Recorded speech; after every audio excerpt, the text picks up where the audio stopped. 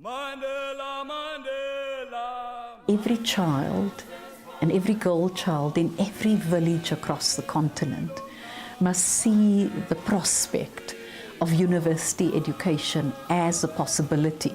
Education is primal. Nelson Mandela was a scholar, and he has a very famous quote, education is the most powerful weapon you can use to change the world.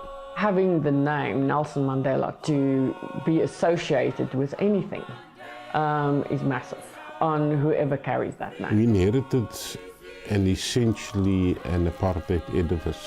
And one of the big things that we needed to do was to change the image. I would like to think that the last 10 years had created the conditions for the emergence of a new identity, a new institutional culture to be forged, for academics and students to begin to experiment with a curricula that could better reflect and animate the challenges of our world out there.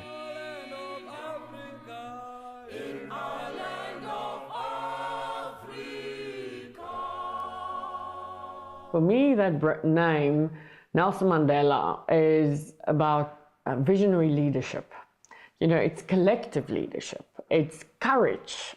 Anybody that leaves the university or works in the university or is touched by the university must feel that grace of Nelson Mandela. When the university's name was first structured, placed on the table was a value system which formed the basis of our vision. And it included some of the values for which Mr. Mandela stood for: justice, non-racialism, Ubuntu. I see university education as very important if we really want to transform the South African economy and ensure inclusivity. And university education is a continuation of the difficult task that every family, every village, every country has, which is to form people in a way that would optimize their self-actualization, but also to become valuable parts of the larger community. The importance of universities is also to ensure independence of thought and academic freedom. My role was to make sure that that new creation, which was then called Nelson Mandela Metropolitan University, which is now becoming Nelson Mandela University, evolves into an entirely new university. The direction in which we are going, it needs to be influenced by who we are and who we want to be. That's democracy at its best, and challenging leadership, reminding them of what it is that is expected from them. Poor people were previously not allowed to be in the university. They are now in the university because of, as a country, we're moving forward. We're reversing the injustices of the past. Student activism is actually quite central to what a university is and what university life should be about. Nelson Mandela. Millennials are about, you know, society at large. Every single one's a journalist. They have an opinion. And that's what I find fascinating about the youth today, because they shape the world. I'll be disappointed if young people don't ask fresh questions. Just for them questioning the mode of funding of higher education, I think it's excellent. I always say that the beginning and the end of transformation is a battle that will be won or lost inside the faculties. One young person said to me one day, you know what, Santie, everybody talks about us as the future leaders. We're not the future leaders, we're the leaders today. When the university is now named after him, it must embrace all 95 years of his life. It must not only embrace a small section of when he became the president, speaking about reconciliation. That's the old man, you know. I mean, he was old, he had to be kind and nice. We want to be inspired by the young one.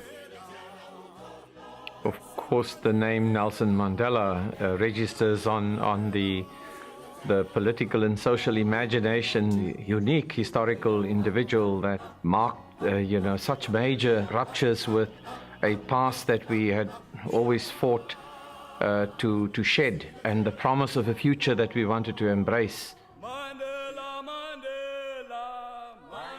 And that brand encapsulates a set of very vital values. And those values require us to strive towards an open, democratic, and free society.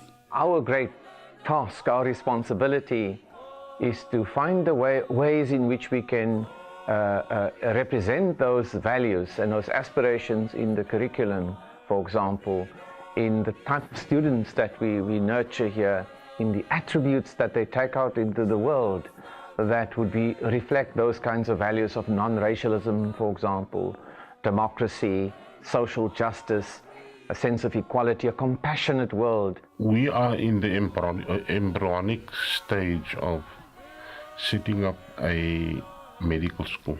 We need it in the Eastern Cape. The Eastern Cape is made of much of rural areas. And we're a bit short of doctors here.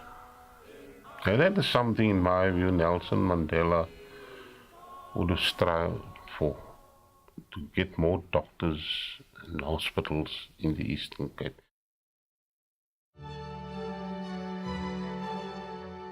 If you graduate, or you're a professor or a dean of a faculty at the Nelson Mandela University, it's a particular benchmark that you have to set wherever you go. I would like to see any graduate from this university leave this university, go out into the world with a good profession degree, a quality degree, meshed with notions of non-racialism, Ubuntu, caring for other people.